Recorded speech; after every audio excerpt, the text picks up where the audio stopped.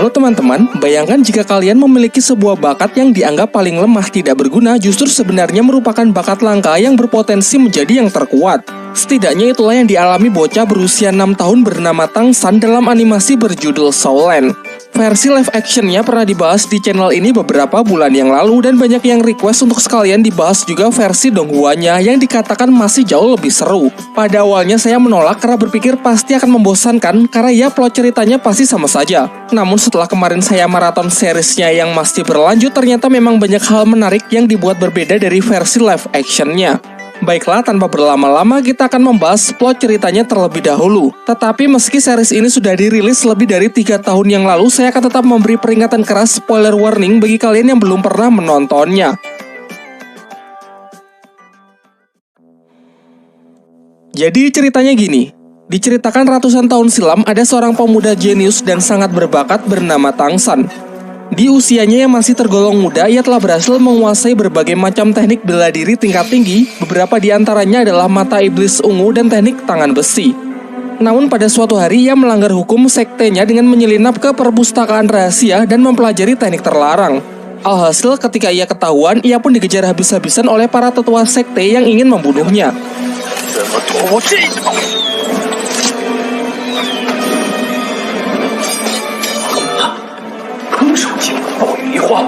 Dari menyusuri hutan hingga tiba di sebuah tebing curam yang disebut sebagai lembah iblis. Karena sudah terpojok, ia pun menjatuhkan dirinya ke dasar jurang, namun dengan senyum di wajahnya tanpa rasa penyesalan sedikit pun. Akan tetapi sesaat setelah kejadian itu, tiba-tiba ia terbangun di tubuh anak kecil berusia 6 tahun yang menandakan kalau kini ia telah terlahir kembali di suatu daerah yang disebut dataran dahulu. Tang San kecil tinggal di sebuah desa bernama Desa Roh Mulia bersama sang ayah seorang pandai besi yang terlihat kusam dan suka mabuk-mabukan. Dalam kesehariannya, Tang Sanlah yang bertindak mengurus rumah serta menyiapkan makanan. Diceritakan bahwa anak-anak yang sudah menginjak usia 6 tahun akan dikumpulkan oleh sang kepala desa untuk menguji apakah mereka memiliki kekuatan roh pelindung atau tidak. Pengujiannya dilakukan oleh seorang master roh bernama Suyanto yang berasal dari Akademi Roh Pelindung di kota Nauding. Tang San dan anak-anak lain kemudian diajak masuk ke dalam sebuah ruangan yang merupakan tempat untuk menguji kekuatan roh mereka. Kekuatan roh pelindung sendiri sangat bervariasi jenisnya dan tingkat kekuatannya. Contohnya Suyanto sendiri yang memiliki kekuatan roh pelindung serigala hutan, jenis ini sangat cocok digunakan dalam bertarung. Singkat cerita, anak pertama maju untuk melihat jenis kekuatan roh pelindungnya. Dari tangan kanannya memvisualisasikan teknik kekuatan roh pelindungnya. Dalam hal ini adalah salah satu alat pertanian, yaitu sebuah sabit. Masuk ke tes kedua untuk mengetahui seberapa besar tingkat kekuatannya. Sebuah bola cahaya akan menyala terang jika anak yang menyentuhnya memiliki cukup energi roh. Namun sayangnya anak pertama ini sama sekali tak memiliki energi roh, sehingga ia dinyatakan gagal karena kekuatan roh pelindungnya tersebut tak akan pernah bisa dikembangkan. Dan kabar buruknya, sebagian besar anak-anak di desa ini memiliki kekuatan roh pelindung peralatan pertanian, namun tak ada satupun dari mereka yang memiliki energi roh. Dijelaskan tanpa energi roh, mau berlatih sekeras apapun dan menggunakan metode apapun maka akan sia-sia. Dengan kata lain, mereka tak akan pernah bisa menjadi seorang master roh. Sampai akhirnya kini hanya tersisa Tang San sebagai anak terakhir yang akan mengikuti tes. Dari tangan kanannya, ia menunjukkan jenis roh pelindung yang berbeda dari anak-anak lain, yakni rumput biru perak. Tapi anehnya di saat yang bersamaan, ia juga membangkitkan roh pelindung lain di tangan kiri berwujud sebuah palu. Namun ia lebih memilih menyembunyikannya dan hanya menunjukkan roh pelindung di tangan kanannya saja. Sayangnya Suyanto malah mengatakan kalau rumput biru perak adalah jenis roh pelindung yang jauh lebih tidak berguna daripada alat pertanian. Oleh karena itu, Suyanto enggan melanjutkan Tang San ke tahap kedua karena sudah pesimis kalau Tang San tak akan punya energi roh dengan jenis roh pelindung selemah itu. Akan tetapi Tang San tetap bersikeras agar diizinkan untuk mencobanya terlebih dahulu. Dan benar saja, saat Tang San menyentuh bola bercahaya itu, seketika sinar yang menyilaukan menerangi seluruh ruangan yang menandakan kalau Tang San memiliki energi roh tingkat tinggi. Meskipun bisa dikatakan spesial, namun sang master roh masih pesimis mengingat roh pelindung rumput biru perak memang benar-benar lemah dan tak pernah ada sejarahnya bisa berkembang terlalu jauh. Setelah ujian usai, Pak Kepala Desa memberikan kabar baik bahwa Suyanto meninggalkan undangan kepada Tang San untuk mendaftarkan dirinya ke Akademi Roh Pelindung di kota Nauding. Sesampainya di rumah, ia kemudian memberitahukan kepada ayahnya dan meminta izin untuk mendaftar di akademi tersebut yang akan diadakan 3 bulan lagi. Namun sayangnya sang ayah dengan tegas menolak tanpa memberikan alasan yang jelas.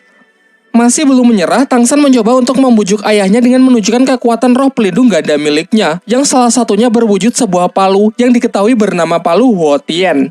Setelah melihat putranya mewarisi roh pelindung rumput biru perak mendiang ibunya serta palu Huo Tian miliknya, sang ayah pun memulai mempertimbangkan keinginan Tang San tersebut. Dari sini kita pun mengetahui masa lalu dari ibu Tang San yang gugur dalam perang di masa lalu serta sosok ayah Tang San yang ternyata bukan orang sembarangan. Singkat cerita, ayah Tang San berubah pikiran dan mengizinkan Tang San untuk masuk ke akademi tersebut. Namun Tang San harus berjanji untuk tidak memberitahu ke siapapun kalau ia memiliki roh pelindung palu Huo Tian. Singkat cerita, 3 bulan telah berlalu. Tang San dengan ditemani Pak Kepala Desa pergi ke kota Naoding untuk mendaftarkan dirinya ke akademi tersebut. Di saat yang bersamaan terlihat juga seorang gadis kecil pemilik roh pelindung kelinci merah muda bernama Xiao Wu yang juga hendak ikut mendaftar. Kembali ke Tang San, akhirnya sampailah ia di gerbang masuk akademi. Namun penjaga gerbang di sana tidak mengizinkannya masuk karena tidak percaya dengan Tang San dan kepala desa yang terlihat sangat miskin. Bahkan undangan yang dibawa Tang San pun ia lempar karena menganggap kalau undangan tersebut adalah undangan palsu. Tang San yang sangat kesal karena sudah diremehkan memukul si penjaga gerbang hingga ia terlempar. Ketika perkelahian semakin serius, datanglah salah satu guru akademi yang diketahui bernama Master Xiao. Kemudian Master Xiao memastikan kalau undangan yang dibawa Tang San adalah undangan asli, sehingga ia mengizinkannya untuk masuk. Dijelaskan kalau Master Xiao ini adalah guru yang sudah tidak mengajar. Kegiatannya sehari-hari adalah melakukan penelitian dan menguji berbagai macam teori mengenai kekuatan roh pelindung. Seperti mempelajari tentang kelemahan dari tiap-tiap jenis roh pelindung, bagaimana metode paling efektif untuk mengembangkannya, dan masih banyak lagi. Bahkan hanya dengan sekali melihat undangan milik Tang San di mana tertulis jenis roh rumput biru perak dan energi roh penuh, ia langsung bisa menyimpulkan kalau Tang San ini pasti memiliki roh pelindung ganda. Setelah mendengar penjelasan panjang lebar yang cukup masuk akal berdasarkan penelitian dari Master Xiao, Tang San pun menjadi sangat mengaguminya. Ditambah lagi Master Xiao mengatakan bahwa Tang San sangat spesial dan berpotensi menjadi seorang master roh terhebat di masa depan. Hingga akhirnya Tang San berlutut dan meminta agar Master Xiao bersedia menjadi gurunya. Singkat cerita, setelah pembicaraan mereka, Tang San pun diantar menuju ruang TU untuk mengurus segala administrasi pendaftaran. Namun di sana Tang San mendengar para petugas TU justru menertawai dan memandang rendah Master Xiao. Menurut mereka, Master Xiao hanyalah badut akademi yang kegiatannya cuma mengarang teori-teori aneh. Satu-satunya alasan mengapa guru Xiao masih dihormati hanyalah karena ia merupakan teman dekat dari kepala akademi saja. Meskipun sudah mendengar semua ejekan itu, Tang San tak sedikit pun menurunkan kekagumannya kepada Master Xiao karena Master Xiao satu-satunya orang yang mampu mengetahui kalau dirinya memiliki roh pelindung ganda. Hal ini jelas membuktikan kalau ia memanglah guru yang sangat hebat. Sesampainya ia di asrama, Tang San langsung mendapatkan serangan dari seorang anak bernama Waseng, ketua dari asrama laki-laki di kamar 7.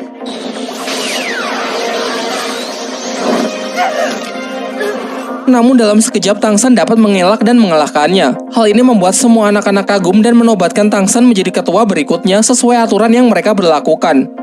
Selang beberapa waktu datanglah Xiao Wu, gadis kelinci yang sempat kita lihat sebelumnya, datang bersama dengan Tang San. Masih dalam rangka memperebutkan siapakah yang lebih pantas menjadi bos sesuai aturan yang berlaku, akhirnya mau tidak mau mereka pun mulai bertarung. Pertarungan mereka pun berjalan sangat sengit. Dengan lincahnya si gadis kelinci bisa mengimbangi kekuatan dan kecepatan Tang San. Ia menggunakan sebuah teknik unik gerakan tubuh yang sangat fleksibel.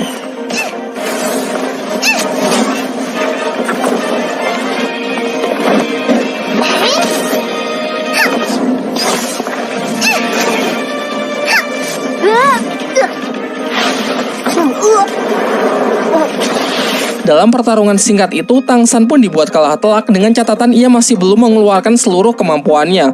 Tetapi itu saja sudah cukup membuatnya sangat terkesan, mengingat teknik unik yang bahkan belum pernah ia lihat di kehidupannya di masa lalu. Dengan kemenangannya ini, Xiao Wu pun menjadi bos baru. Para anak laki-laki secara sukarela menawarkan selimut mereka, namun Xiao Wu malah lebih memilih selimut Tang San yang cukup besar untuk bisa digunakan berdua. Ketika mereka pergi ke kantin, beberapa anak lain mengajak kelompok Waseng. Ternyata di akademi ini beberapa tingkat asrama dibagi berdasarkan status sosial. Adapun anak-anak orang kaya yang mendapatkan tempat VIP seperti hotel. Sedangkan asrama milik Waseng hanyalah asrama biasa untuk anak-anak miskin. Xiao Wu yang kesal sempat ingin memulai keributan, namun beruntung berhasil dicegah oleh Tang San. Keesokan harinya, secara pribadi Tang San menemui Master Xiao untuk menunjukkan roh pelindung palu Huo Tian di tangan kirinya. Setelah merasa kalau energi roh Tang San sudah cukup untuk bisa naik level, Master Xiao pun mengajak Tang San untuk berburu cincin roh besok. Cincin roh sendiri merupakan item spiritual yang bisa didapatkan dari membunuh siluman roh guna menaikkan level dari seorang Master Roh. Dijelaskan tanpa cincin roh mau berlatih sekeras apapun, seorang Master Roh tak akan pernah bisa naik level. Tetapi di sini Master Xiao melarang Tang San untuk menambahkan cincin roh ke dalam palu Huotian. Ia mengatakan kalau belum saatnya juga Tang San mengetahui alasannya. Menurutnya saat ini akan lebih baik jika Tang San berfokus saja untuk mengembangkan rumput biru perak miliknya. Ia kembali menjelaskan mengenai tipe-tipe kekuatan roh pelindung yang bisa dikembangkan. Misalnya saja tipe binatang roh yang sangat cocok menjadi seorang fighter dalam pertarungan secara langsung. Selain itu juga ada tipe alat roh yang sebagian besar berperan sebagai support. Meski tak jarang juga berbagai peralatan dikembangkan untuk bisa dijadikan senjata yang mematikan. Sementara untuk Tang San sendiri, Master Xiao lebih menyarankannya menjadi tipe pengontrol. Ia bisa mengembangkan sifat lentur dan fleksibilitas rumput biru peraknya menjadi sebuah perangkap yang bisa mendukung tim dalam sebuah pertempuran. Tetapi yang perlu diingat dalam memilih siluman roh juga tak boleh sembarangan, karena harus ada kecocokan dengan jenis roh pelindungnya. Tercatat ada beberapa kasus penolakan dari penyatuan cincin roh yang berakibat pada gagalnya naik level. Singkat cerita, besoknya mereka pergi ke hutan berburu, suatu wilayah di mana banyak siluman roh yang berkeliaran secara bebas. Dalam perjalanan, Master Xiao memberikan sebuah sabuk yang berguna untuk menampung barang-barang bawaan secara praktis. Lalu ia menjelaskan mengenai klasifikasi siluman roh yang bisa dibedakan berdasarkan umurnya. Ada yang berumur ratusan tahun, ribuan tahun, puluhan ribu tahun, dan seterusnya. Semakin tua umurnya, maka akan semakin kuat pula siluman roh tersebut. Dan tentunya semakin kuat seekor siluman roh, maka akan semakin sulit pula untuk ditaklukkan. Sehingga tak jarang banyak Master Roh yang membentuk sebuah tim hanya demi mengalahkan seekor siluman roh saja. Namun yang perlu diingat lagi bahwa seorang Master Roh pemula dengan level rendah, tubuhnya tak akan mampu menampung cincin roh yang terlalu kuat. Dan jika tetap memaksakan diri, maka ia bisa mati. Setelah memasuki wilayah hutan berburu, di sana terdapat banyak orang yang mencari anggota tim untuk diajak bekerja sama berburu siluman roh. Namun Master Xiao menyarankan agar tidak mempercayai siapapun di tempat seperti ini, apalagi dengan orang yang baru dikenal. Lagi pula, sebuah tim haruslah memiliki chemistry yang sangat baik dengan kekuatan yang saling melengkapi, bukannya sembarang tim yang dibentuk sehari jadi. Hutan berburu merupakan suatu tempat yang sangat dijaga ketat, sehingga jika ingin masuk harus memiliki ID card sebagai tanda kalau mereka memiliki izin untuk berburu. ID card sendiri memiliki 6 tingkatan yang ditunjukkan secara jelas dari simbol-simbol yang terukir. Simbol-simbol tersebut mewakili ke-6 Master Roh legendaris. Tentu semakin tinggi tingkatan ID card-nya, maka akan semakin banyak pula wilayah hutan yang bisa mereka akses. Dijelaskan kalau ID card tertinggi hanyalah dimiliki oleh Master Roh dengan gelar tertinggi yang disebut gelar Dou Luo. Sesampainya di dalam, mereka pun mulai melakukan pencarian. Master Xiao mengeluarkan roh pelindungnya yang berbentuk hewan mutasi bernama Liu Shenpao. Kemampuannya adalah memiliki penciuman yang sangat tajam dan dapat melancarkan serangan kentut halilintar. Dijelaskan juga bahwa roh pelindung terkadang juga mampu melakukan mutasi, sayangnya dalam kasus Master Xiao, roh pelindungnya justru bermutasi menjadi lebih lemah. Hal inilah yang membuatnya mentok berada di level 30 dan membuatnya sering menjadi bahan ejekan oleh orang-orang di akademi. Mereka berdua lalu melanjutkan perjalanannya untuk lebih jauh masuk ke dalam hutan.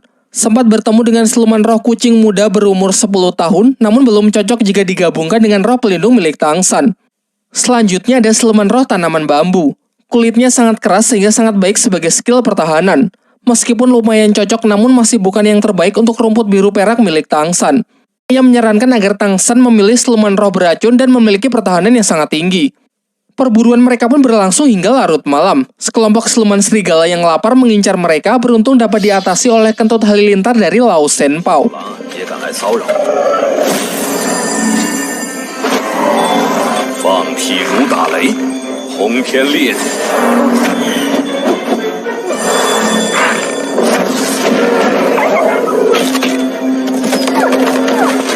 Namun hal ini justru memicu makhluk yang jauh lebih mengerikan untuk datang karena tergiur aroma darah yang berceceran.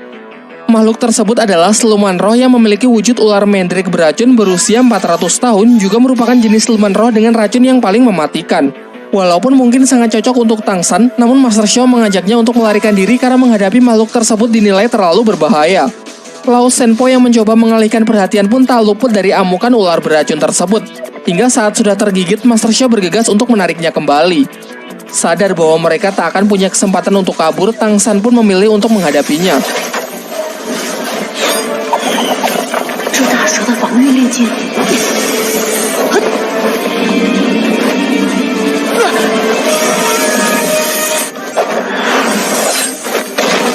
Setelah melewati pertempuran yang sangat sengit, ia pun berhasil membunuh si ular Mandrake dengan menusukkan pisaunya tepat ke rahang makhluk tersebut. Selama ini banyak orang yang percaya kalau jenis roh pelindung tumbuhan hanya bisa menyerap cincin roh dari siluman jenis tumbuhan juga. Namun berdasarkan penelitian Master Xiao, ia berteori kalau hal itu tidak sepenuhnya benar. Teori-teori yang anti-mainstream inilah yang membuatnya dijuluki sebagai badut dan menjadi bahan olok-olokan. Tetapi Tang San sangat percaya dengannya dan memutuskan untuk membuktikan kebenaran dari teori gurunya tersebut. Mulailah ia melakukan proses penyerapan yang berlangsung cukup lama. Sampai akhirnya penyerapan pun berhasil sehingga kini rumput biru peraknya telah berkembang menjadi rumput beracun. Namun di sisi lain, Master Xiao tengah terluka karena terkena racun dari Lao Shenpo yang semalam sempat mendapatkan gigitan dari ular Mandrake. Beruntung dengan cepat Tang San bisa membantunya mengeluarkan racun berkat ilmu yang pernah ia pelajari dari ayahnya. Setelah gurunya siuman, Tang San pun menunjukkan dirinya yang telah berhasil melakukan proses penyerapan cincin roh dan juga telah meng-unlock skill pertamanya, yaitu serangan tali akar beracun dalam radius up to 50 meter. Setelah kembali ke akademi, Master Xiao yang merasa pemulihannya akan memakan waktu cukup lama sehingga untuk sementara tak bisa melatih Tang San, memberikan sebuah buku yang berisi berbagai macam penelitiannya mengenai cara paling efektif untuk mengembangkan kekuatan roh pelindung. Selain itu, ia juga menyuruh Tang San pergi ke gedung cabang Akademi Master Roh untuk mendaftarkan dirinya sebagai Master Roh Cilik. Dengan begitu, ia juga akan mendapatkan tunjangan setiap bulannya. Sesampainya di gedung cabang, ia bertemu dengan kakek Matthew dan juga bertemu kembali dengan Suyanto. Kemudian kakek Matthew mengajak Tang San masuk ke sebuah ruangan untuk mengetes kelayakan Tang San. Hasil tes tersebut sangat mengejutkannya karena mengungkapkan kalau Tang San menggunakan siluman roh ular Mandrake sebagai cincin roh pertamanya. Padahal jenis roh pelindungnya adalah jenis tumbuhan rumput biru perak. Tang San lalu mengatakan bahwa gurunya adalah Master Xiao. Kakek Matthew pun kembali terkejut karena hal ini membuktikan kalau teori-teori yang selama ini dianggap aneh sudah terbukti benar. Dalam perjalanan kembali ke akademi, Tang San melihat orang-orang pandai besi sedang melakukan pekerjaannya yang membuat dirinya tertarik untuk bergabung. Berniat menjadikannya sebagai pekerjaan paruh waktu, ia pun lalu menunjukkan keahlian menempa besinya yang dulu pernah ia pelajari dari sang ayah. Di sisi yang lain terlihat ayah Tang San yang ternyata secara diam-diam selalu mengawasi putranya tersebut. Ia lalu pergi menemui Master Xiao dan memintanya untuk mengambil tanggung jawab menjaga dan menjadi guru pembimbing dari Tang San karena ia akan pergi dalam waktu yang cukup lama demi menyelesaikan sebuah misi rahasia. Dari sini terungkap bahwa ayah Tang San bernama Tang Hao, seorang Master Roh legendaris pemegang gelar Dao Luo yang dijuluki sebagai Master Hou Tian. Sebelum pergi, ia memberikan ID card kekuasaan mutlak kepada Master Xiao yang mungkin nanti bisa berguna. Singkat cerita, 1 tahun pun telah berlalu. Bersama dengan Xiao Wu, ia telah menyelesaikan tahun pertamanya di Akademi Roh. Pada libur tahunan, ia mengajak Xiao Wu mengunjungi rumahnya, namun rumahnya kosong dan terlihat sangat kotor. Kepala desa lalu menjelaskan bahwa sudah sangat lama ayah Tang San pergi meninggalkan desa. Ia menitipkan selembar surat yang berisi kalau ayahnya akan pergi dalam waktu yang sangat lama untuk mengemban suatu misi yang selama ini tertunda. Ia berjanji jika nanti Tang San sudah berhasil menjadi Master Roh yang terhebat, maka pasti mereka akan bertemu kembali. Tang San pun menjadi sangat sedih karena kini ia merasa sudah tidak punya siapa-siapa lagi. Bernasib sama menjadi sebatang kara, ia lalu meminta Xiao bersedia menjadi adiknya dan berjanji akan selalu melindunginya. Setelah itu, ia juga bertekad akan menjadi Master Roh yang paling kuat demi membuat bangga dan membuktikannya kepada sang ayah. Berlatar waktu 5 tahun pasca Tang San berpisah dengan sang ayah bersama adik angkatnya Xiao Wu, kini Tang San remaja telah lulus dari Akademi Naoding sehingga perlu mendaftar ke akademi yang memiliki jenjang lebih tinggi. Begitu banyak pilihan akademi yang bisa mereka masuki, namun Master Xiao menyarankan agar mereka bergabung dengan sebuah akademi bernama Akademi Sri Lanka. Di tengah perjalanan mereka memutuskan untuk singgah di sebuah hotel yang ternyata cuma tersisa 1 kamar. Sebelum Tang San dan Xiao Wu sempat check-in, seorang pria playboy datang dan menyela ingin mendahului Tang San mengambil kamar terakhir tersebut. Diketahui pria ini bernama Dai Mubai. Tang San yang tidak terima karena merasa telah pesan terlebih dahulu membuat suasana semakin memanas dan akhirnya terjadilah pertarungan untuk memperebutkan kamar tersebut. 请指教。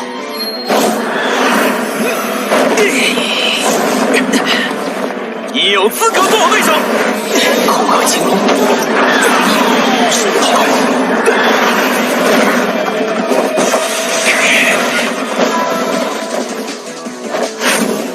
Diperlihatkan kalau Daimumbai ini adalah seorang master roh berjenis hewan harimau putih dengan kekuatannya yang berada di level 37. Sedangkan Tangsan berjenis rumput biru perak namun memiliki level yang lebih rendah yaitu 29. Akan tetapi baik tipe kekuatan roh pelindung maupun perbedaan level yang tak begitu jauh belum cukup untuk bisa menentukan siapa yang lebih kuat. Rumput biru perak milik Tangsan sangatlah fleksibel dalam bertahan maupun melancarkan serangan. Namun Daimumbai terlihat lebih gesit karena selain berdamage tinggi, energi roh yang ia lepaskan juga membentuk perisai yang melindunginya dari serangan Tangsan dan cakarnya sangat efektif untuk memotong rumput biru perak. Ketika Daimumbai lengah, Tangsan berhasil menangkapnya dan mulai menyebarkan racun. Sayangnya sedari awal Daimumbai menyembunyikan kekuatannya yang tidak diperhitungkan oleh Tangsan. Sampai pada akhirnya Tangsan pun dibuat tak berkutik, namun Daimumbai memutuskan untuk melepaskannya dan pergi begitu saja. Di kamar hotel, Tangsan teringat oleh seseorang yang pernah ia lawan di masa lalu yang kekuatannya mirip dengan Daimumbai. Kala itu ia dapat dengan mudah mengalahkannya hanya dengan satu serangan menggunakan senjata jarum emas yang dapat menembus perisainya dan memiliki efek serangan perusak dari dalam.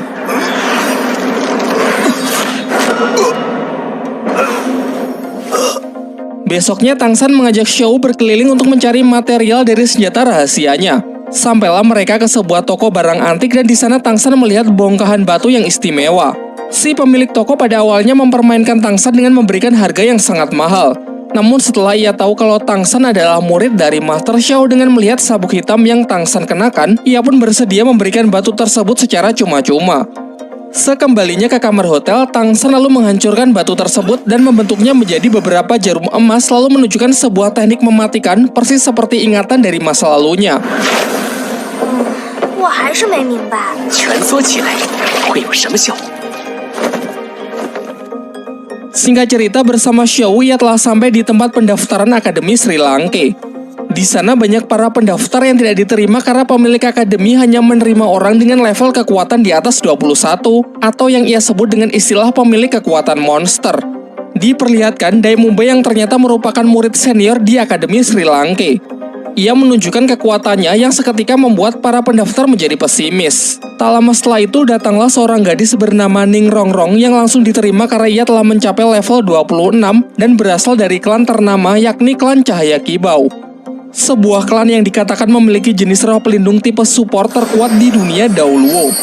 Sampai giliran Tangsan dan Xiao, mereka juga diterima dan lolos di tahap pertama setelah menunjukkan kalau mereka telah mencapai level 29.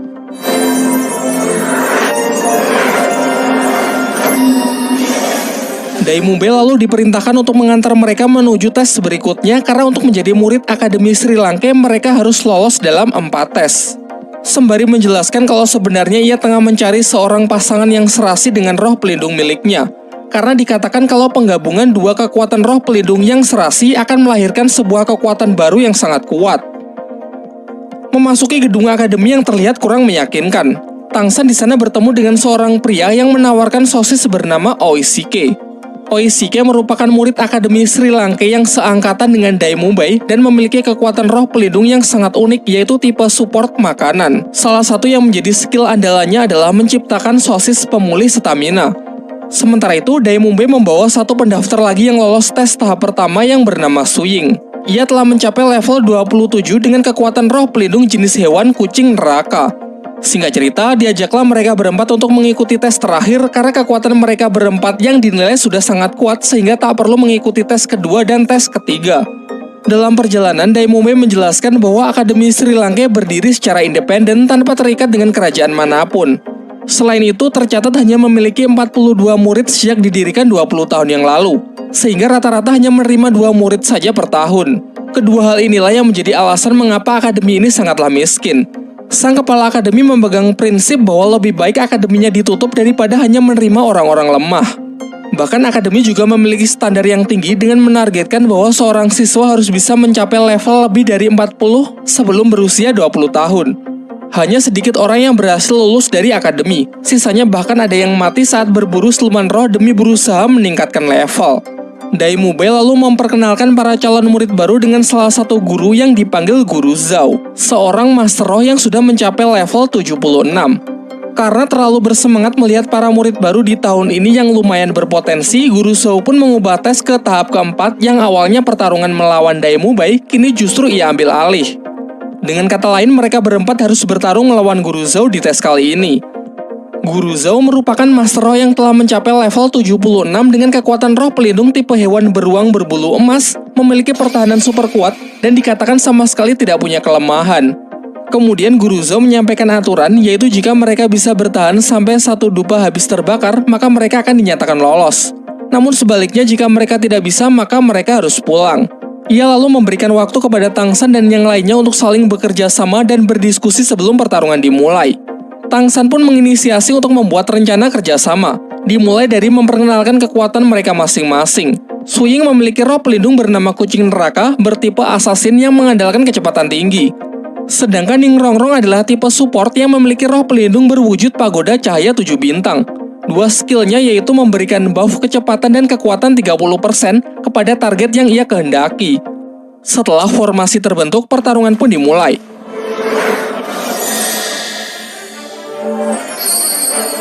Sebagai tipe support, Ning Rongrong nyaris menjadi target pertama. Beruntung dengan tali akarnya, Tang San berhasil membantunya.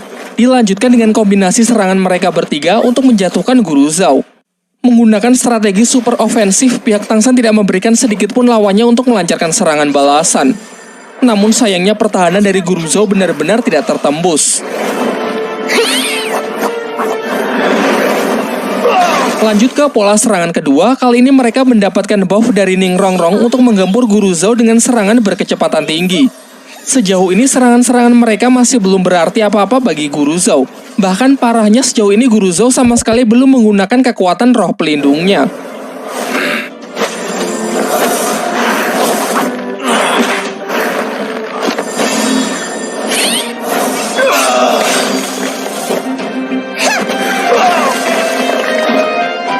是辅助系第一武魂，流星人锤，蓝银草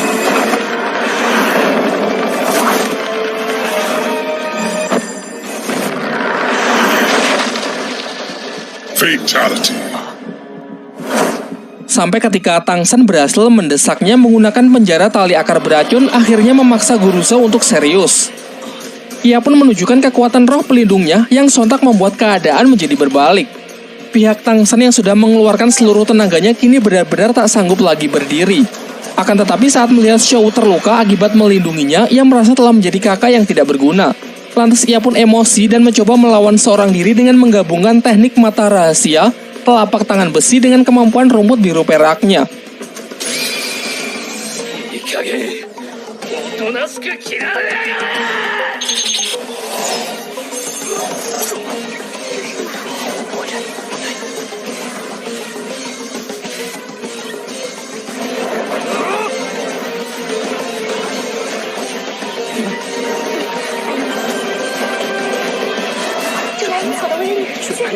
Terbukti cara ini cukup efektif untuk bisa sedikit mengimbangi Guru Zhou.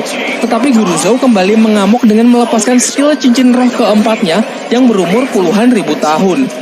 Teknik tersebut dapat meningkatkan kekuatan gravitasi di area yang ia kehendaki.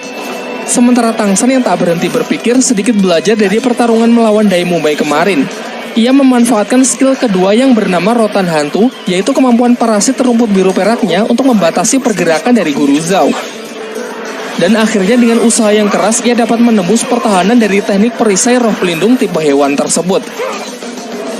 Guru Zhou yang mulai kewalahan menggunakan skill dari cincin roh kelimanya, yaitu gravitasi super kuat Black Hole. Di puncak pertarungan karena benar-benar sudah terpojok, Tang San pun terpaksa menggunakan kekuatan dari roh pelindung keduanya, yaitu hantaman keras palu Hotien yang sama sekali tak bisa ditangkis. Dai Mumbai lalu memanggil Oishiki untuk mengeluarkan sosis pemulihannya guna mengobati semua orang yang sedang terluka. Pasca duel yang sangat sengit tersebut, Guru Zhou mengakui kehebatan dari Tang San dan memutuskan untuk meluluskan mereka semua dalam tes kali ini. Selain itu, Tang San juga membantunya mengeluarkan jarum beracun yang tertanam di tubuh Guru Zhou. Di malam harinya, Guru Zhou dikejutkan dengan suara misterius yang memanggilnya dari luar akademi. Ia pun bergegas untuk mengikutinya sampai masuk ke dalam hutan.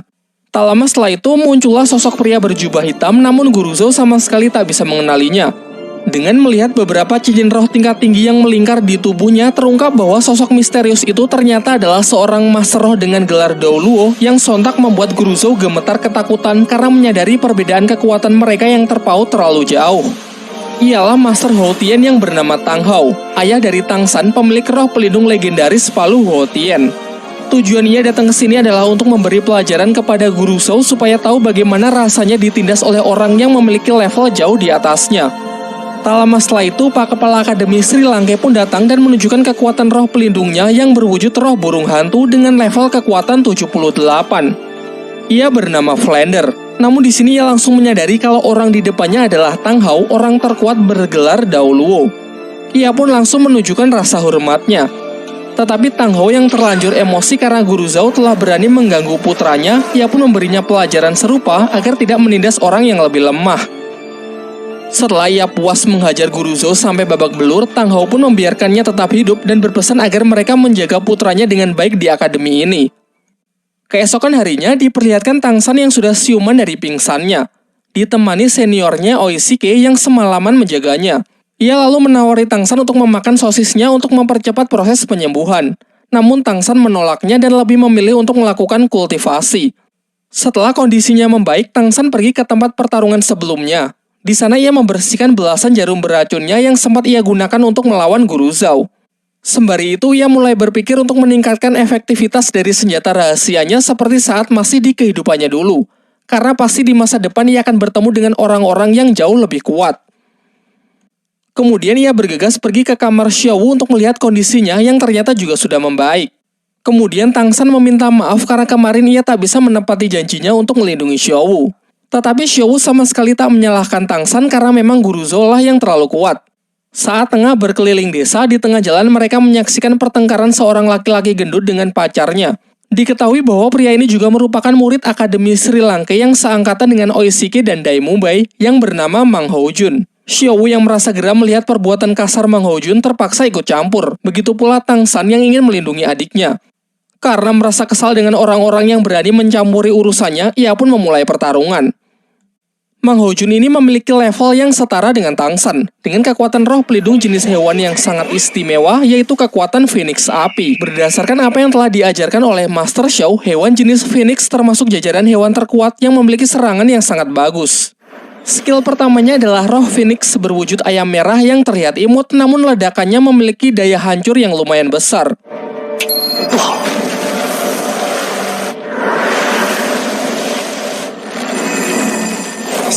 Dalam upayanya, Tang San mencoba menangkap Mang Houjun menggunakan tali akarnya. Namun tidak berhasil karena jenis roh pelindung tumbuhan ternyata sangat lemah jika harus berhadapan dengan tipe elemen api. Sampai akhirnya mengandalkan kelincahan dan paras imutnya membuat Mang Houjun lengah sehingga Xiaowu berhasil mendaratkan pukulannya kepada Mang Houjun. Untung saja sebelum pertarungan semakin serius, Dai Mubai datang untuk memisahkan mereka. Saat suasana sudah tenang, Dai Mubai lalu menjelaskan bahwa Akademi Sri Langke di tahun ini hanya memiliki 3 murid, yaitu dirinya, Oishike, dan Mang Houjun. Kemudian ia juga menjelaskan kalau kekuatan roh pelindung milik Mang Houjun mengalami mutasi. Dari yang awalnya hanya burung biasa, bermutasi menjadi Phoenix Api dengan kekuatan elemen api yang sangat kuat. Namun bisa dikatakan kalau mutasi tersebut tidaklah sempurna karena memiliki efek samping, yaitu akan membuatnya cepat emosi dan kehilangan kendali atas dirinya sendiri. Saat hal itu terjadi, ia bisa membakar apapun yang berada di dekatnya. Singkat cerita, semua murid, baik senior maupun para murid baru dikumpulkan untuk bertemu Kepala Akademi Sri Langke yang bernama Flander, yang juga merupakan pendiri dari akademi ini. Dalam sambutannya, ia mengucapkan selamat kepada para murid baru yang mulai sekarang akan menjadi bagian dari Akademi Sri Langke. Kemudian ia memerintahkan Oishike dan Ning Rongrong untuk berlari mengelilingi desa sebanyak 20 putaran. Sementara Dai Mubai dan Mang Houjun ditugaskan untuk menyampaikan segala aturan akademi kepada para murid baru. Namun sebelum itu, Flander mengajak Tang San bicara 4 mata untuk menanyakan bagaimanakah kabar dari Master Xiao.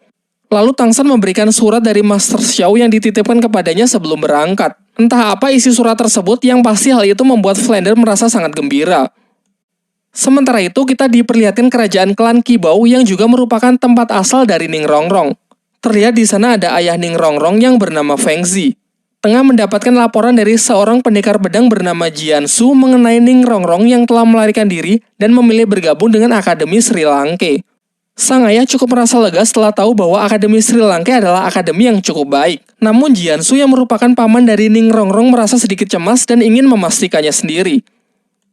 Kembali ke Akademi Sri Lanka, semua murid kembali dikumpulkan termasuk Ning Rongrong dan Oishike yang telah menyelesaikan lari 20 putarannya. Di sini Flander menanyakan kepada mereka apakah mereka berdua telah menyelesaikan tugas yang ia berikan. Dengan ekspresi ragu, Oishike pun mengiyakan pertanyaan tersebut. Namun Flander tahu kalau Oishike telah berbohong dengan mencoba melindungi Ning Rongrong. Ternyata ia sendiri diam-diam telah mengawasi mereka. Oishike memang telah menyelesaikan 20 putarannya. Namun Ning Rongrong baru 1 putaran malah pergi jalan-jalan ke kota untuk makan-makan. Hal ini jelas membuat Flander sangat marah karena Ning Rongrong telah melanggar peraturan akademi di hari pertamanya. Ia kemudian memberinya 2 pilihan. Ingin pergi dari akademi atau meminta maaf dan berjanji tak akan mengulanginya lagi. Akan tetapi dengan nada yang angkuh, Ning Rongrong malah mengatakan bahwa Akademi Sri Lanka hanyalah akademi kecil dan Flander bukanlah siapa-siapa. Menurutnya dengan statusnya sebagai anggota klan Cahaya Kibau, ialah yang terkuat di antara murid-murid lain. Kemudian Flander kembali mempertegas bahwa Dai Mumbai, Mang Hojun, Suying, Xiao, dan Tang San masih jauh lebih kuat darinya dari segi kekuatan tempur. Sementara Oishike terlahir dengan bakat yang luar biasa dengan roh pelindung tipe support yang sangat istimewa. Mendengar hal itu membuat Ning Rongrong menangis dan berlari meninggalkan mereka. Flander kemudian menyuruh Oishike untuk pergi menenangkan Ning Rongrong karena tujuan ia sebenarnya hanya untuk memberinya pelajaran tanpa ada maksud untuk mengusirnya. Singkat cerita, pada malam harinya, sebagai latihan pertama para murid diajak pergi ke kota untuk mengikuti sebuah turnamen. Turnamen tersebut adalah sebuah ajang pertarungan para Master Roh yang mungkin memiliki level di atas mereka. Sebuah latihan yang sangat bagus untuk memberikan pengalaman bertarung yang sesungguhnya. Dalam arena pertarungan, 1 kemenangan akan memberikan 1 poin, 1 kekalahan pengurangan 1 poin, dan jika berhasil mengumpulkan 100 poin, maka baru akan mendapatkan lencana tembaga. Flander berpesan agar para siswa mendapatkan minimal lencana perak sebelum kelulusan akademi. Kemudian ia memerintahkan Dai Mumbai untuk mengantar mereka melakukan pendaftaran. Dai Mumbai menambahkan bahwa terdapat 8 lencana dari yang terendah sampai yang tertinggi, yaitu lencana besi, lencana tembaga, lencana perak, lencana emas, lencana ungu, lencana permata, lencana rubi, dan lencana berlian. Pada awalnya Xiao menganggap mudah tantangan tersebut karena lencana perak hanya berada di urutan ketiga. Namun Dai Mumbai membantah hal tersebut karena sejak dulu saat ia masih berada di level 29 sampai sekarang, tercatat ia hanya menang sebanyak 29 kali dan kalah 27 kali. Jadi selama ini ia hanya berhasil mengumpulkan total 2 poin saja. Di tempat ini banyak jenis pertarungan yang bisa dipilih, seperti pertarungan 1 lawan 1, 2 lawan 2, maupun 3 lawan 3. Selain mendaftar dalam pertarungan 1 lawan 1, bersama Xiao, Tang San membentuk tim 2 orang untuk mengikuti pertarungan 2 lawan 2. Singkat cerita, setelah mendaftar, Xiao menjadi yang pertama kali maju melawan seorang pria besar berotot yang sepertinya sangat kuat. Jelas pada awalnya dengan tubuhnya yang mungil, semua penonton meremehkannya. Namun Xiao di luar dugaan ternyata dengan mudah bisa mengalahkan lawannya tersebut.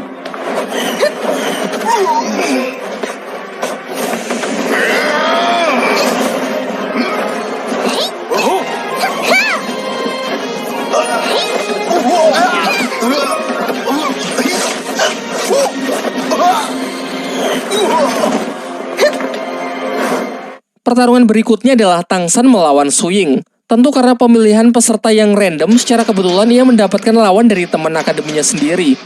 Setelah wasit memberikan aba-aba, Tang San pun langsung menyerang menggunakan rumput biru peraknya untuk berusaha menangkap Suying. Akan tetapi Suying yang basically adalah petarung yang sangat mengandalkan kecepatan, bisa dengan mudah menghindari satu persatu kejaran tali akar milik Tang San. Di beberapa kesempatan Suying juga berusaha mencari celah untuk mendekati Tang San. Sementara menanggapi hal itu, Tang San masih bisa bertahan menggunakan mata iblis ungu guna mengimbangi kecepatan dari Suying. Masih terus berupaya menjaga jarak, ia mulai mengubah pola serangannya dengan menciptakan sebuah sangkar untuk mengatasi pergerakan Suying yang begitu cepat. Sayangnya Suying tak memperhitungkan bahwa ini bukan sekedar sangkar yang digunakan untuk membatasinya, melainkan upaya Tang San untuk memperluas jangkauan serangan agar ia bisa melancarkan serangan dari udara. Alhasil Suying pun tak cukup kuat untuk bisa meloloskan diri sehingga Tang San lah yang keluar sebagai pemenangnya. Pertarungan selanjutnya adalah pertarungan 2 lawan 2 antara tim Wusan, Xiao Tang San melawan tim Besi Darah, yaitu 2 pria bersaudara dengan masing-masing senjata palu besar. Dengan chemistry yang bagus, Xiao maju sebagai penyerang sementara Tang San bertugas melindunginya dan berusaha mengontrol jalannya pertarungan. Namun jelas tak semudah itu. Menurut Tang San, serangan palu mereka mirip dengan miliknya, hanya saja tidak lebih kuat tetapi pergerakan ayunannya yang jauh lebih cepat, yang bahkan tak sanggup ia tahan menggunakan rumput biru peraknya.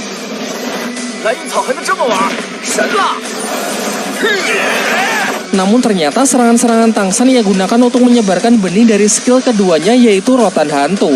Tumbuhan parasit tersebut dapat mengikat lawan dan menyebarkan racun untuk membatasi pergerakan mereka. Pertarungan masih berlanjut. Secara kompak mereka menggunakan skill ketiganya, yaitu lemparan palu kembar yang dapat melacak dan mengejar targetnya. Tang San yang berusaha menyelamatkan Xiao tak cukup kuat sehingga ia terpental jatuh. Hal ini membuat Xiao sangat emosi dan langsung menyerang mereka dengan senjata jarum rahasia yang bisa membunuh lawannya dalam sekejap. Namun Tang San justru menghalau serangan mematikan tersebut karena bagaimanapun juga ini hanyalah sebuah pertandingan. Mengingat tenaga yang sudah terkuras habis, ditambah racun Tang San yang semakin menyebar ke seluruh tubuh, mereka pun mengaku kalah sehingga dengan ini Tang San pun mendapatkan kemenangan keduanya. Sekembalinya ke akademi, Dai Mumbe terlibat cekcok dengan putri klan Cahaya Kibau yakni Ning Rongrong. Terdengar sikap angkuh Ning Rongrong yang terus-menerus memprovokasinya dan merendahkan akademi Sri Lanka. Hal ini membuat Dai Mumbe sangat kesal dan emosi sehingga ia terpaksa menggunakan cara kekerasan tanpa memperdulikan status Ning Rongrong. Beruntung seketika itu juga Tang San datang dan berhasil menenangkannya. Namun kejadian itu tak membuat Ning Rongrong jerah dan justru meminta Tang San agar membantunya menghabisi Dai Mumbe dengan imbalan 100.000 koin emas. Jelas Tang San menolaknya. Ia menjelaskan bahwa tak semua masalah bisa diselesaikan dengan uang dan kekuatan.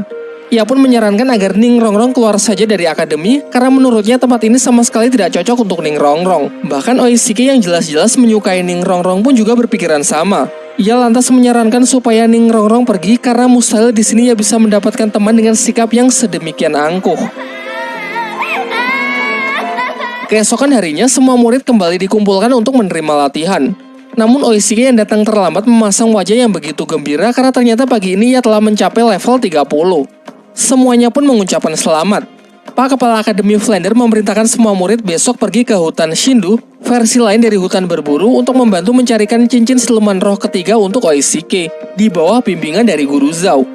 Masih nyambung dengan Oishike, latihan hari ini adalah memakan sosis penambah stamina dari skill roh pelindung milik Oishike, dengan alasan agar tubuh mereka bisa terbiasa dan beradaptasi saat nanti berada di medan pertempuran yang sesungguhnya. Diperlihatkan semuanya merasa jijik dan tidak menyukainya. Namun di luar dugaan, Ning Rongrong secara sukarela maju untuk menjadi murid pertama yang akan melakukannya. Ternyata ucapan dari Tang San dan Oishike sebelumnya cukup membuatnya merenung semalaman dan menyesali sikap angkuhnya selama ini. Besoknya, Guru Zhao menghampiri semua murid yang sudah menunggunya untuk pergi ke hutan Shindu dalam rangka mencarikan cincin siluman roh ketiga untuk Oishike. Ia kemudian meminta Dai Mumbe agar menjadi ketua tim dalam misi tersebut. Dai Mumbe lalu menyampaikan formasi kerjasama tim di mana Tang San akan berada di garis depan, tepat di belakangnya dua tipe support, Xiao dan Mang Hojun diberikan tugas untuk menjaga sisi kiri dan sisi kanan, sementara dirinya akan mengambil alih area belakang. Setelah seharian tak menemui siluman roh yang cocok untuk Oishike, mereka memutuskan untuk singgah di sebuah warung makan di dekat sana. Namun suasana yang tenang seketika rusak pasca kedatangan sekelompok anak yang diketahui berasal dari Akademi Changhui. Dai Mumbe menceritakan bahwa Akademi Changhui merupakan akademi yang cukup terkenal, tetapi sebenarnya muridnya tak begitu kuat dan cenderung lebih menonjolkan sifat angkuhnya. Bisik-bisik itu terdengar sampai di telinga murid Akademi Changhui sehingga dibuatlah sebuah rencana untuk mengerjai para murid Sri Lanka. Seorang anak kemudian berjalan ke arah mereka dan secara sengaja menyenggol pelayan yang tengah membawa makanan.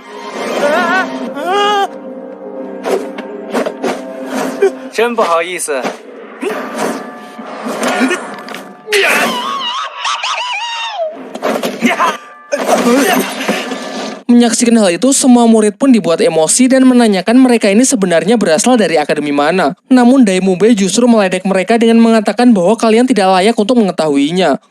Jelas hal itu membuat mereka semakin marah dan serentak maju untuk menyerang. Sementara pihak Dai Mumbe cukup Xiao sajalah yang turun tangan memberi pelajaran mereka semua.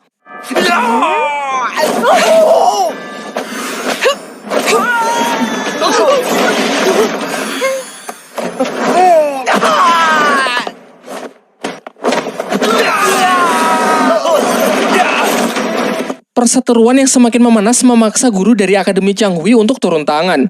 Dia adalah seorang master roh pemilik kekuatan roh pelindung jenis hewan penyu hitam yang telah mencapai level 50. Ia kemudian menanyakan di manakah guru mereka. Namun pihak Sri Lanka kembali meledeknya dengan mengatakan kalau ia juga tak layak untuk mengetahui hal itu. Dan jika mau bertarung mereka saja sudah lebih dari cukup.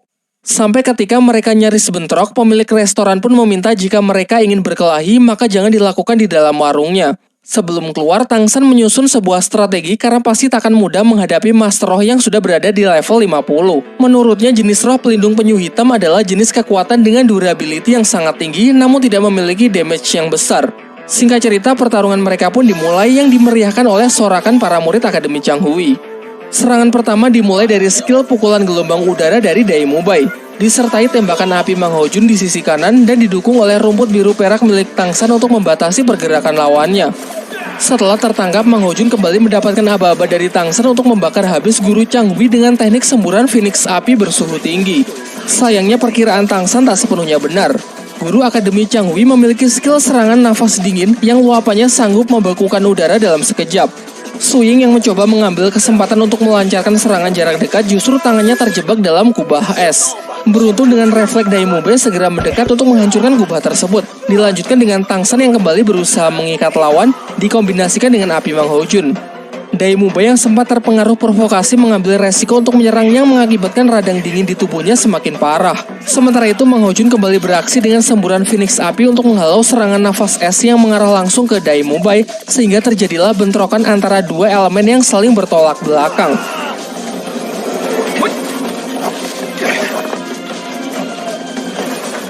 Saat pertarungan telah mencapai puncaknya, Guru Zhao datang menyela dan menyuruh semua siswanya agar segera kembali ke penginapan. Namun guru Akademi Changhui yang masih tak terima meminta para murid Sri Lanka untuk meminta maaf karena telah merendahkan akademinya. Akan tetapi Guru Zhao mengatakan bahwa tak perlu ada yang meminta maaf. Ia malah mempertegas bahwa Akademi Changhui memanglah akademi yang cukup terkenal, namun keangkuhannya hanya bisa menindas orang-orang yang lebih lemah saja. Pertarungan pun kembali dilanjutkan dengan Guru Zhao yang menggantikan para murid Akademi Sri Lanka.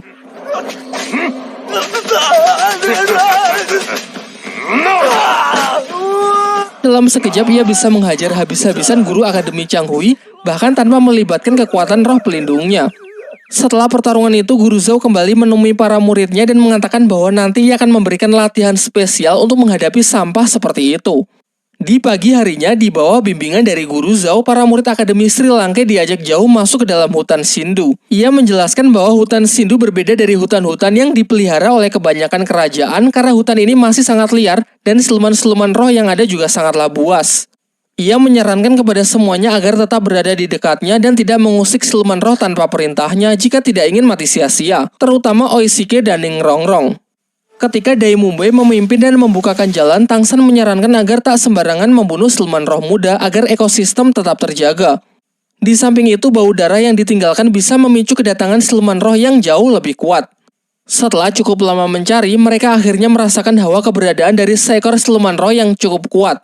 Su Ying pun diperintahkan untuk memeriksanya dan berhasil mendapati seekor siluman roh berjenis burung terbang berusia 1500 tahun yang akan sangat cocok digunakan sebagai cincin roh ketiga Oishike. Lantas mereka pun bekerja sama untuk memburu makhluk tersebut. Berdasarkan analisis Tang San, siluman ini tak memiliki serangan fisik yang terlalu kuat. Ia hanya mengandalkan kecepatan tinggi untuk menangkap mangsa lalu melilitnya. Cara paling efektif untuk memburunya adalah dengan menekannya menggunakan Phoenix api Mang Ho Jun, sementara yang lain bersiap untuk menutup jalan agar siluman tidak bisa melarikan diri. Guru Zhao lalu menyerahkan tim di bawah kepemimpinan Tang San karena luasnya pengetahuan mengenai kekuatan dan kelemahan siluman roh. Perburuan berlangsung cukup sengit. Su Ying dan Dai Mubai yang diperkuat dengan skill Ning Rongrong berhasil menekan siluman roh tersebut. Siluman yang ingin melarikan diri melalui jalur udara pun juga berhasil dicegah oleh Tang San menggunakan sangkar tumbuhan yang sangat besar. Namun saat Oishike hendak mengeksekusinya, ular itu melepaskan serangan yang beruntung berhasil dibelokkan oleh Tang San. Setelah jatuh ke darat, langsung disambut oleh sambaran api Mang Ho Jun dilanjutkan dengan serangan beruntun dari Guru Zhao yang mampu melumpuhkannya.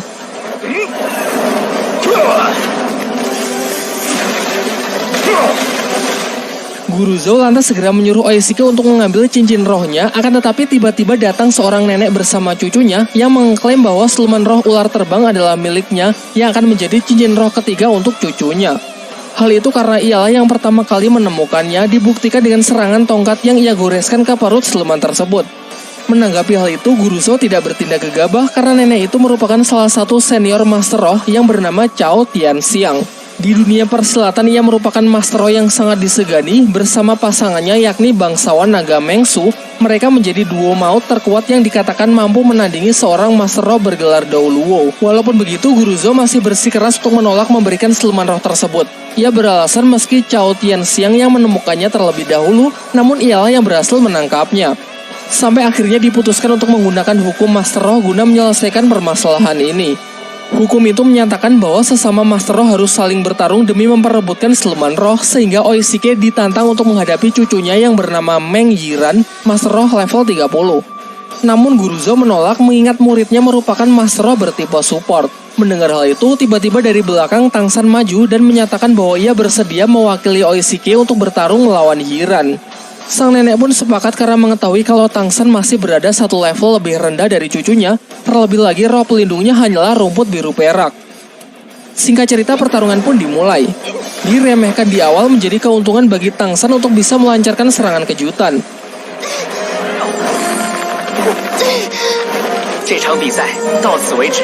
Namun Yiran ternyata juga tidak selemah itu.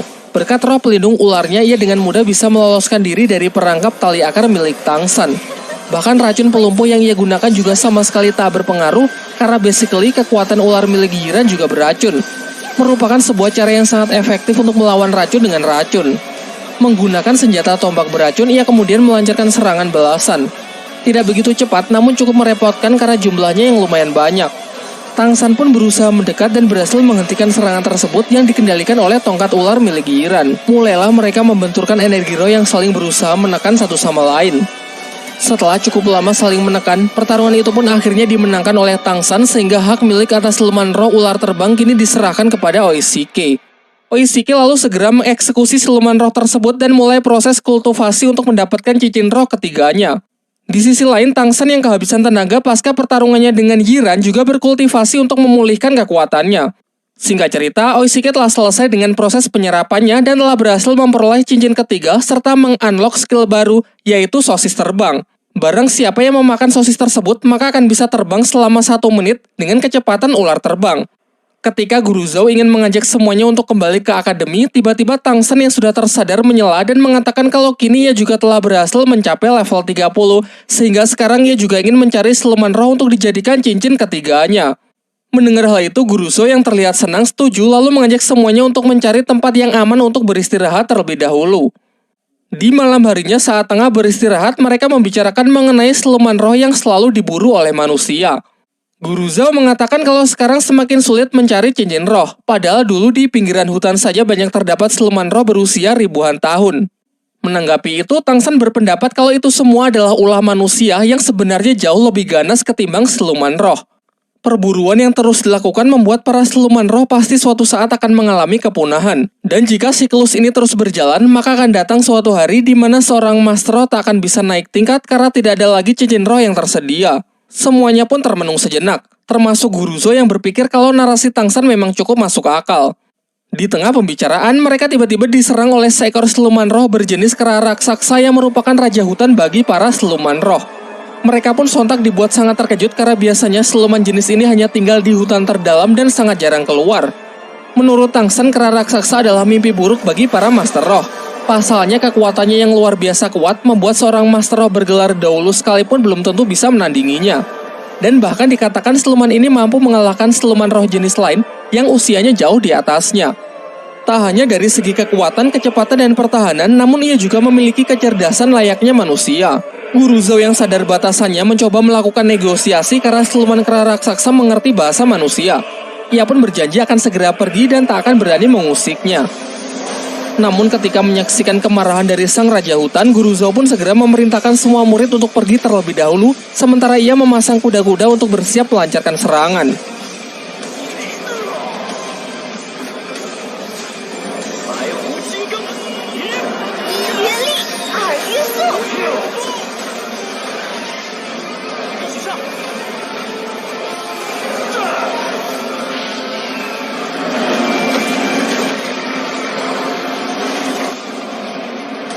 Hingga saat amukannya menghempaskan mereka semua, menjadikan kesempatan yang bagus untuk bisa melarikan diri. Namun naasnya Xiao berhasil ditangkap oleh siluman tersebut. 放开小五！ Guruzo yang melihatnya sangat emosi dan benar-benar all out menggunakan skill dari cincin roh ketujuhnya. Merupakan skill terkuatnya yaitu wujud roh dari beruang hutan untuk menghantam siluman kera raksasa. Namun hal itu juga sia-sia. Sementara Tang San yang berupaya menyelamatkan Xiao berusaha mengejar siluman itu, hasilnya pun sama saja. Ia pun juga tidak bisa berbuat apa-apa.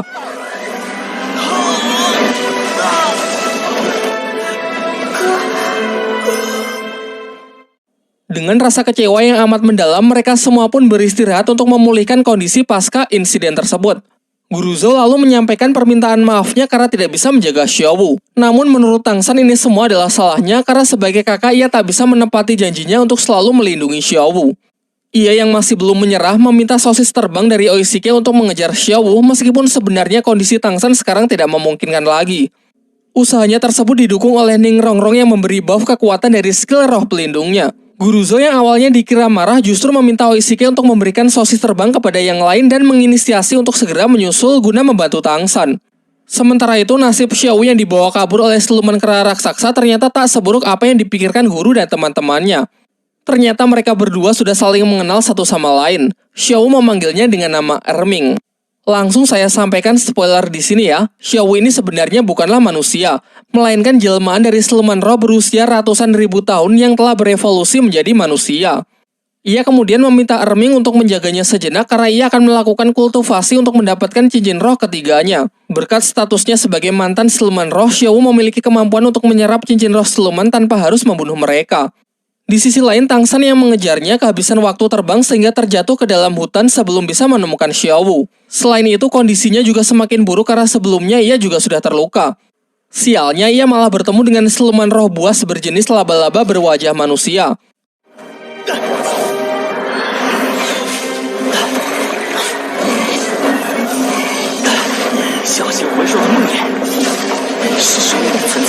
Tang San pun dibuat sangat kewalahan, karena baik dari kekuatan, kecepatan maupun pertahanan dari siluman tersebut sangatlah kuat. Ditambah lagi makhluk ini memiliki racun yang sangat mematikan. Di tengah pertarungan tersebut, Tang San teringat ucapan dari Master Xiao bahwa siluman laba-laba berwajah manusia merupakan jenis siluman roh yang akan sangat cocok untuk Tang San. Namun akan sangat berbahaya mengingat kekuatan serta racun yang mematikan yang dimilikinya.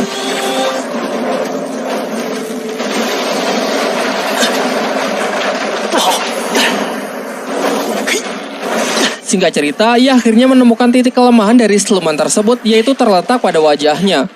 Ketika Tang San telah berhasil menangkapnya dan nyaris melakukan finishing, kepalanya terasa sangat pusing dan kesadarannya justru kembali ke kehidupan masa lalunya saat masih berada di Sekte Tang. Di sana ia bertemu kembali dengan para tetua sekte yang mengatakan kalau Tang San telah berhasil diselamatkan dari jurang lembah neraka. Namun Tang San sendiri seakan hilang ingatan dan tak dapat mengingat apapun dari kehidupan barunya di Akademi Sri Lanka. Sampai ketika ia bertemu dengan salah seorang murid sekte, pikirannya ke-trigger membuat ia bisa kembali mengingat semuanya. 不如你就叫我三哥。 Ia pun lantas bertekad kembali ke kehidupannya di Akademi Sri Lanka karena teringat Xiao yang harus segera diselamatkan. Dan benar saja, saat membuka mata dirinya terikat oleh jaring laba-laba dan terkena racun yang memberikan efek halusinasi sesuai dengan apa yang tertinggal di dalam ingatan targetnya.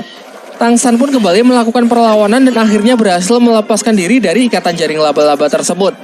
Karena benar-benar sudah terdesak, ia tak punya pilihan lain selain menggunakan kekuatan roh pelindung di tangan kirinya, yaitu Palu Houtian untuk menghantam keras makhluk jahanam tersebut. Sampai akhirnya setelah berusaha keras, ia dapat membuka pertahanan si laba-laba lalu segera mengeksekusinya. Sebelum memulai proses penyerapan, Tang San beristirahat sejenak untuk mengeluarkan racun yang semakin menyebar ke seluruh tubuhnya. Namun tiba-tiba ia dikejutkan oleh kedatangan beberapa orang yang ternyata mereka adalah pasangan ular naga Mengsu bersama cucunya Meng Yiran. Secara kebetulan lagi ternyata siluman laba-laba itu adalah incaran cincin roh ketiga untuk Meng Yiran. Mereka pun jelas sangat marah karena Tang San telah menggagalkan perburuan siluman roh untuk cucunya sebanyak 2 kali. Namun di sisi lain Mengsu juga sangat terkejut setelah tahu bahwa Tang San sanggup membunuh siluman laba-laba itu seorang diri. Kemudian Tang San menyampaikan pembelaannya bahwa ia juga terpaksa membunuhnya. Tadi ia hanya berusaha membela diri karena tiba-tiba siluman itu menyerangnya. Mengsu yang tak memperdulikan alasan Tang San memberinya pilihan yang sulit.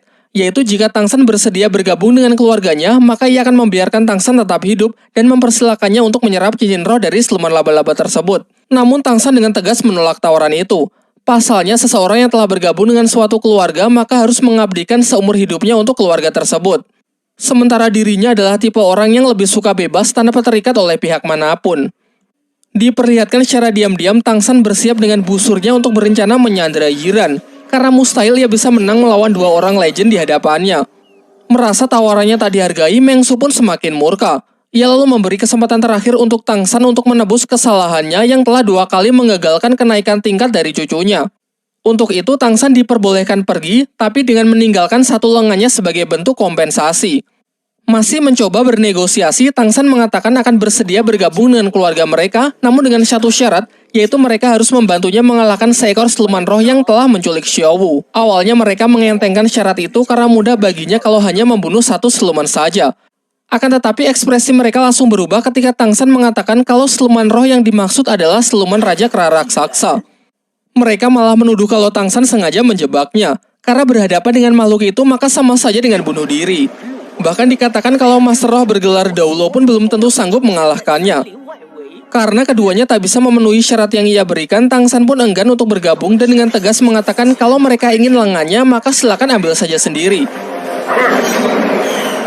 Saat posisi Tangsan sudah benar-benar terdesak, beruntung Guru Zhou dan teman-temannya datang tepat waktu untuk menghentikan kakek Meng Su. Guru Zhou jelas tahu batasannya yang tak mungkin bisa menang jika duo maut itu sudah bersatu. Ia lantas mencoba bernegosiasi dengan mengajak Meng Su untuk bicara empat mata. Setelah pembicaraan singkat mereka, seketika ekspresi kejam dari Meng Su berubah menjadi lebih hangat. Dari Guru Zhou, ia kini tahu kalau Tangsan adalah murid dari Master Xiao, orang cerdas yang menciptakan banyak teori di dunia roh. Oleh karena itu, ia pun kali ini bersedia melepaskan Tangsan. Namun saat akan beranjak pergi, Meng Yiran yang masih tak terima dengan Tangsan yang telah mengacaukan kesempatannya naik tingkat, menantangnya bertanding dengan taruhan, jika ia menang maka Tangsan dilarang menyerap cincin roh dari siluman laba-laba tersebut. Namun jika ia kalah, maka Tangsan bebas melakukannya. Tangsan pun menyetujuinya. Tapi sebelum mulai, Oishike menyela dengan mengatakan bahwa taruhan tersebut kurang adil karena tidak ada sesuatu milik Meng Yiran yang dipertaruhkan. Maka dari itu, ia menambahkan kesepakatan konyol, yaitu jika Meng Yiran kalah, ia harus bersedia memberikan sebuah ciuman. Singkat cerita, karena keduanya telah sepakat, pertandingan pun bisa segera dimulai. Meng Yiran menjelaskan bahwa pertandingannya adalah melemparkan beberapa pisau untuk mengenai daun yang berjatuhan. Pemenang ditentukan dengan membandingkan banyaknya jumlah daun yang bisa mereka tangkap. Diperlihatkan dengan cepat Meng Yiran melemparkan pisau-pisaunya secara akurat sehingga setiap pisaunya berhasil menangkap satu daun tanpa ada yang miss.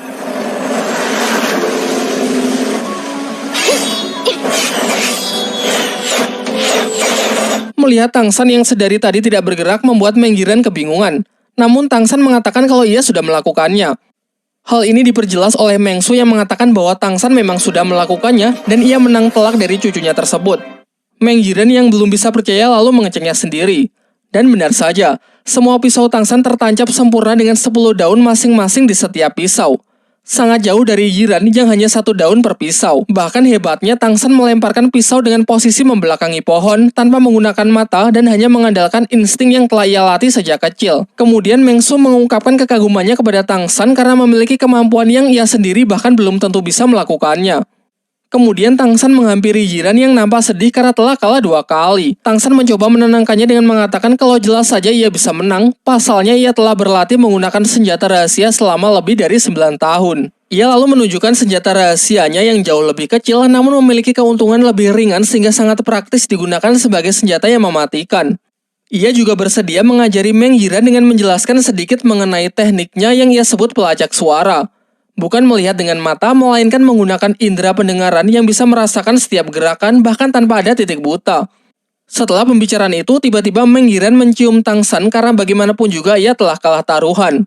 Semuanya pun dibuat tercengang menyaksikan fenomena itu. Dan setelah itu, ia bersama kakek neneknya pun segera pergi dari tempat tersebut. Setelah kepergian mereka, Tangsan segera meminta sosis pemulihan dari Oishike agar ia bisa segera memulai proses penyerapan mengingat Xiaowu yang juga harus segera diselamatkan. Proses penyerapan Tangsan nampaknya begitu berat. Terlihat melalui gejolak energi luar biasa kuat yang dapat dirasakan oleh Guru Zhou. Di waktu yang bersamaan, kita diperlihatkan Master Xiao yang mendapatkan selembar surat undangan dari Flander, kepala Akademi Sri Lanka. Sementara di sisi lain kita diperlihatkan scene dari Tang Hao, ayah dari Tang San, berpamitan dengan sebuah tempat yang dipenuhi oleh tanaman rumput biru perak untuk pergi menyelesaikan misinya di sebuah tempat yang ia sebut sebagai Balai Roh Pelindung. Di kesempatan berikutnya akan lebih diperjelas mengenai asal-usul Tang Hao muda beserta istrinya yang berjuang melawan Balai Roh Pelindung. Serta mungkin juga akan diperjelas mengenai kehidupan Tang San di universe yang berbeda karena masih sangat minim informasi yang bisa kita dapat sejauh ini. Baiklah, mungkin itu saja yang bisa saya bahas di kesempatan kali ini. Kalau kalian punya pendapat lain atau detail yang saya lewatkan, silakan menulisnya di kolom komentar ya.